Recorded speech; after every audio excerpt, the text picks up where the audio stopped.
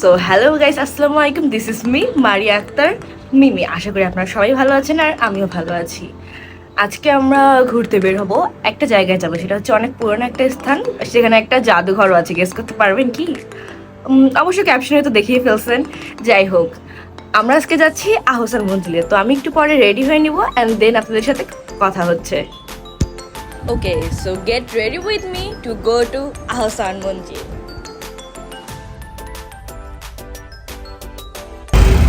তো গাইস, আমরা এখন বাসা থেকে নামে পড়লাম। নামে আমরা এখন একটা সিএনজি নিয়েছি আহসান মঞ্জিল যাওয়ার জন্য। আর আধা ঘন্টা থেকে এখানেই আমরা জ্যামে বসে আছি। এখন জ্যামটা ছাড়বো, এখন আমরা আগাচ্ছি। ঠিক আছে, যাইতে বলতেছি।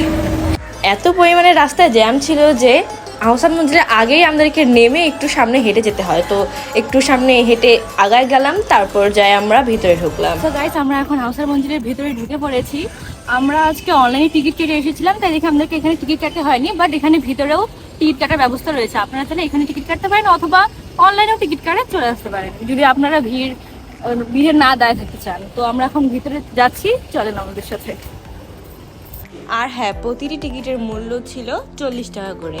অ্যান্ড আমাদেরকে ভিতরে কোনো ব্যাগ নিয়ে ঢুকতে দেওয়া হয়নি, ব্যাগগুলো জমা নেওয়া হয়েছিল। অ্যান্ড ব্যাগের জন্য দেওয়া হয়েছিল একটা কয়েন, যেটা জমা দিলে পরে আপনারা ফেরত পাবেন ব্যাগ। পুরান ঢাকার ইসলামপুরে এই আহসান মঞ্জিলটি অবস্থিত। এর এক পাশে রয়েছে বুড়িগঙ্গা নদী এবং অপর পাশে রয়েছে ইসলামপুর পাইকারি মার্কেট, যা কাপড়ের জন্য বেশ বিখ্যাত। আহসান মঞ্জিলে ঢোকার পর আমাদের পিছন দিক দিয়ে ঢুকতে হয়। প্রথমেই এখানে রয়েছে একটা বারান্দা, দেন ভিতরে গিয়ে রয়েছে অনেকগুলা গ্যালারি। এই গ্যালারিগুলোতে প্রতিটাতে লেখা ছিল যে ছবি তোলা নিষেধ, তাই দেখে আমি সবগুলো ভিডিও করেছি। অ্যান্ড এখানে আপনাদেরকেও দেখাই যে কী কী রয়েছে। এখানে দেয়ালে পুরো ইতিহাস লেখা রয়েছে আহসান মঞ্জিলের।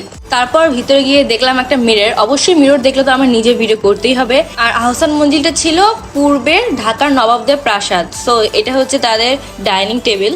অ্যান্ড ভিতরে অনেক কিছু ছিল পুরনো জিনিস। এটা ছিল একটা পুরো হাতির মাথা।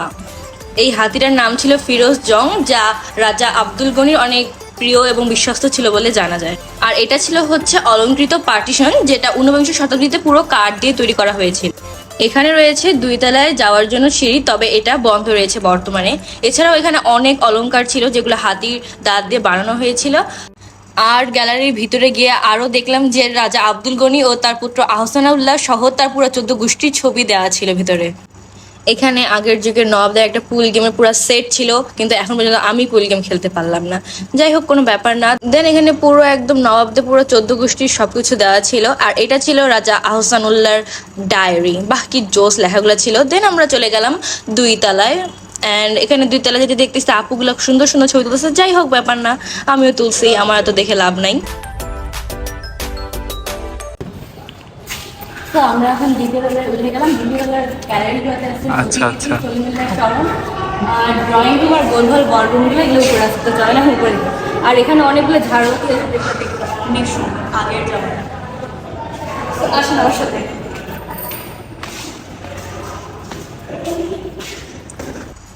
এটা হচ্ছে প্রতিকৃতি 1 নাম্বার গ্যালারি। এখানে ছিল আমাদের দেশের অনেক নামি দামি ব্যক্তিদের পোর্ট্রেট।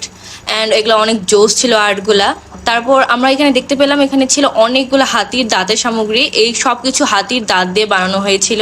চলে এলাম 2 তলার বারান্দায়। 2 তলার বারান্দাতে একটা জোস সিঁড়ি আছে, এরকম করে গোল গোল ঘুরে 3 তলায় উঠে। অ্যান্ড সিঁড়ির এখানে অনেকগুলো ছবি টবি তুলে নিলাম। দেন আমরা চলে গেলাম ভিতরে। এটা ছিল তাদের ড্রয়িং রুম। অ্যান্ড 2 তলা থেকে নিচ তলা এমন দেখায়। তারপর আমরা অনেক কিছু ভিডিও করলাম। অ্যান্ড ঝাড়বাতিগুলো অনেক সুন্দর সুন্দর ছিল আগের যুগের। এগুলো বর্তমানে পাওয়া গেলে অনেক সুন্দর হতো। বারান্দাতে দাঁড়ায়ও কোনো অনেকগুলো ছবি টবি তুলে ভিডিও করে নিয়ে ঘুরতে ঘুরতে চলে গেলাম ভিতরে। চলেন এখন ভিতরে গিয়ে আপনাদেরকে দেখাচ্ছি। একটা আগের যুগে বড় চিত্র বানানো হয়েছে। আগের যুগের চিত্রকারগুলো ছিল সেই একদম সেই চিত্র বানিয়ে রাখছে না। এখন চিত্রকারগুলো যদি চিত্র না বানায়, তাহলে আমরা কেমনে বুঝতাম যে কেমন ছিল দেখতে। চিত্রটা সেই হয়েছে। অবশ্যই আমিও পেন্টিং পারি, আপনারা জানেন কিনা, আমিও হচ্ছে সেই পারি। চলো, সব গ্যালারিগুলো দেখা শেষ হওয়ার পর 2 তলার সামনের দিকে বারান্দা থেকে আমরা তাল গাছের ফাঁকে ফাঁকে দেখতে পাচ্ছি বুড়িগঙ্গা নদীর তীর। অ্যান্ড তারপর আমরা বারান্দাতে অনেকগুলো ভিডিও করে নিলাম, কারণ কি অনেক সুন্দর ভিডিও আসে। আপনারা যদি ছবি টবি তুলতে চান তাহলে একদম চলে আসবেন আহসান মঞ্জিলে। তারপর আমি লা লা লা লা লা লা করতে করতে বাইরে চলে আসলাম। বেশি লালালা করতে যাই, দেখি আমার কানে একটা দুল নাই।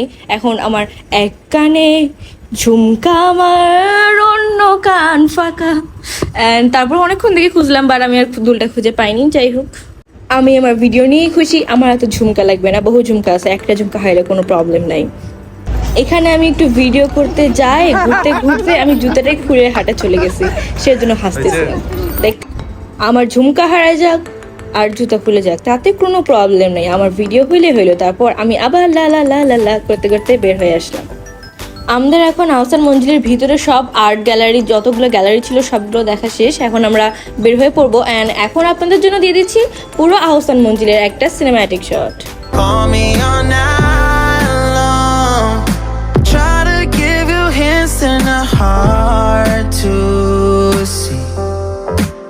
Right on the line, no, losing it on you's the last thing আশা করি ভিডিওটা দেখতে ভালো লাগলো। আর এটা হচ্ছে আহসান মঞ্জিলের সামন থেকে পুরো চারদিকের ভিউটা আপনাদেরকে দেখাই। আসার সময় আমাদের কাছ থেকে আমাদের ব্যাগটা সব কিছু নিয়ে নেওয়া হয়েছিল, অ্যান্ড খাবার দাবার নিয়ে ঢুকতে দেয়। তাই দেখে এখানে হচ্ছে একটা খাবার দোকান আছে, যেখান থেকে আপনারা চাইলে খাবার কিনতে পারবেন। আসেন দেখেন। এই দোকানটাতে প্রয়োজনীয় যত কিছু খাবার দাবার দরকার আপনারা সব কিছুই পেয়ে যাবেন। অ্যান্ড আহসান মঞ্জিলে এখানে একটা পতাকা ছিল, দেখতে অনেক সুন্দর দেখাচ্ছিল। আর সামনে কিন্তু অনেক বড় একটা বাগান রয়েছে, যে বাগানে অনেকগুলা ফুল গাছ আছে, কাছে হাত দেওয়া নিষেধ। আমার ভাইয়া এখানে ট্রাই মারতেছে যে আম্মুর এই বন্দি ছবি কেমন আছে। বাহ, কি সুন্দর।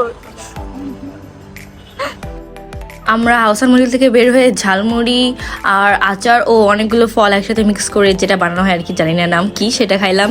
দেন আহসান মঞ্জিলের সামনেই এখানে একটা গলি আছে, যে গলিটা দিয়ে একটু সামনে হাঁটে গেলেই আমরা চলে আসছি সদরঘাটে।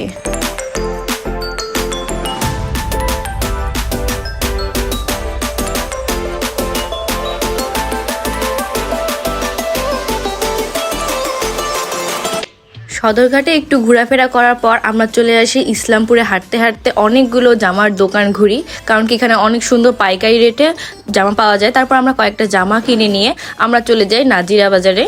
এখানে গিয়ে আমরা নিয়ে নেই পুরান ঢাকার ফেমাস হাজি বিরিয়ানি। বিরিয়ানিটির দাম ছিল 240 টাকা প্লেট, অ্যান্ড সেই অনুযায়ী এখানে অনেকগুলোই গোস্ত দেওয়া হয়েছিল। Overall it was good. Nazira বাজারে আরেকটু ঘোরাফেরা করার পর তারপর আমরা রওনা দিয়ে দিই বাসায় যাওয়ার উদ্দেশ্যে। সো গাইস, আমরা বাসায় চলে এসেছি, অ্যান্ড আশা করি আপনাদের ভিডিওটা আজকে ভালো লাগছে। আর যদি ভালো লাগে থাকে তাহলে অবশ্যই লাইক, কমেন্ট অ্যান্ড ফলো করবেন আমার পেজটাকে। অ্যান্ড আপনারা চাইলেও ঘুরতে যেতে পারেন আহসান মঞ্জিলে। সো আজকের জন্য এই পর্যন্তই। আশা করি ভালো থাকবেন, সুস্থ থাকবেন। আসসালামু আলাইকুম।